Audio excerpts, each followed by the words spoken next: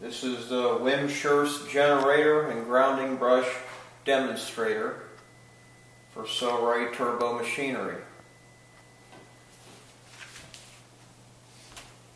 Now when you first get your machine and take it off the crate, you can loosen this black knob here, and there's one over here.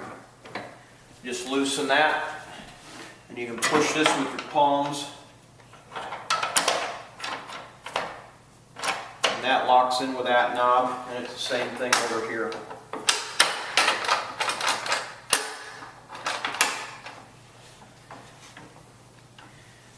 This is your grounding brush demonstrator part of it, and of course there's the Wimshurst generator portion of the machine. Now if you come in looking here, these flexible shafts which drive the shafts in the grounding brush demonstrator have thumb screws here. There's flat spots ground on the shafts here that engage with the thumb screws. And then you can lock in the thumb screws. And it's the same thing over here. Just make sure these thumb screws engage the flat spots on these shafts. These are rubber shafts, so if this is not sitting on a level table, these shafts will flex and compensate for it, and also won't allow the electricity to conduct through the machine. Now in here is a toolbox, and you just unthread this, and you can raise your toolbox, and I'll explain all these parts.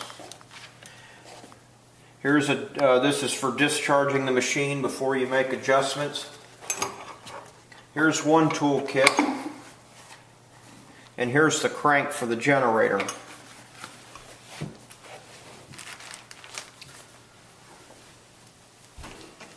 Now the crank for the generator has a thumb screw which engages a flat spot on a shaft back here, just like those others did.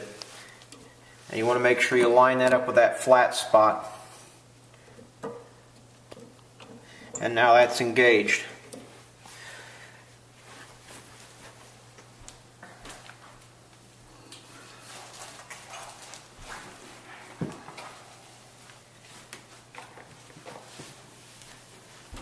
Now if you take these knobs all the way out,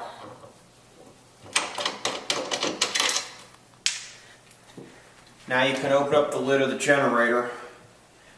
You can adjust your brushes and your spark gap. You got these knobs here, and you can set your spark gap how you want it.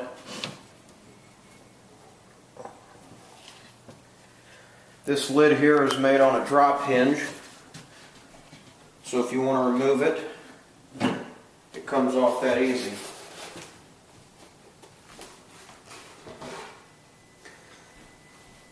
Now you can set your spark gaps. When you operate this machine, you have to make sure that you turn the crank in a counterclockwise direction.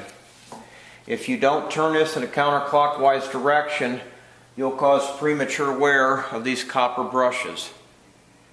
These need to make contact with the discs at all times. If not, there's adjustments for all this, and I'll show that to you in the next video.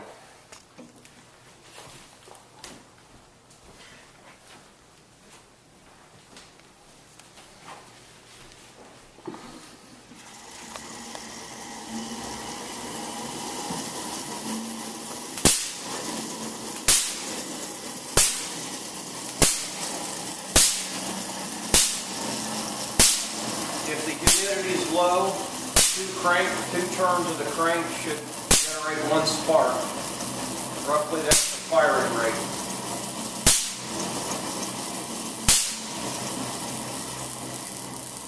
And make sure you discharge the machine, and you can adjust the gap in or out on either side.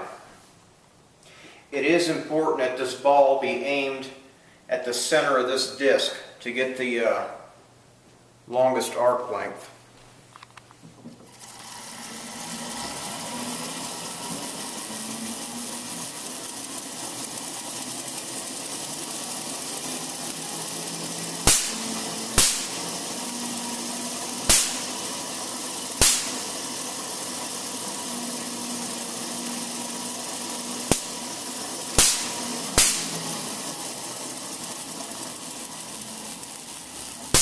Once you get your arc length set, you can close the lid back up on the generator and operate with the lid down. Now to operate the grounding brush demonstrator, if you look, here is a handle on the side. And if you look in the machine, these contactors come over and make connection.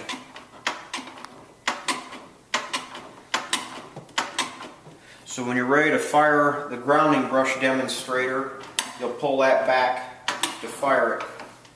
This makes electrical connection down through these insulators down here and sends the charge into this part of the demonstrator.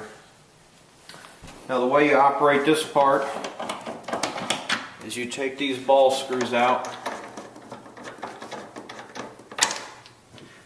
and you can open this lid. Now these ball screws come out here.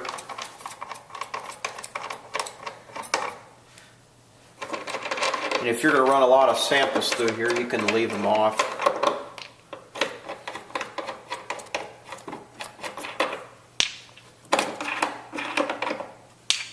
We'll leave them off for now.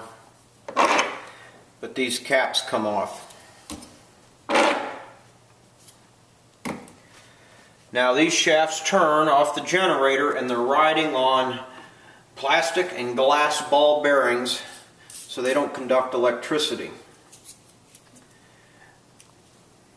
Here are the samples that come out, your test samples. These have a metallized polyfilm tape. The samples themselves are cut from 2-inch Schedule 40 ABS pipe. I've got you over 50 of these pieces of pipe cut. And I'll do a video here coming up to show you how to apply the tape. This is a metallized polyfilm tape that I get from Grainger, and in your owner's manual I'm supplying you with a part number so you can order more tape. But I'm going to give you a few rules anyway to get you started. Now these samples, they literally lay right in here, and you can just snug that down. Now your samples are in. You can drop this on.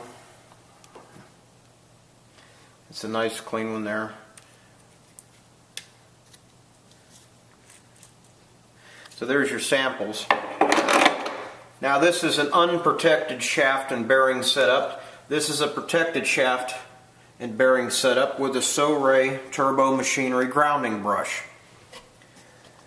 Back here is a selector lever. You can fire it at the protected side or the unprotected side. You can leave the lid up or down, it doesn't matter. Now I'll show you how this operates. First we'll fire a few arcs at the unprotected side. Turning the crank in a counterclockwise direction and building the charge. You can hear the generator hiss right before it fires. That's a good time to throw this side lever here.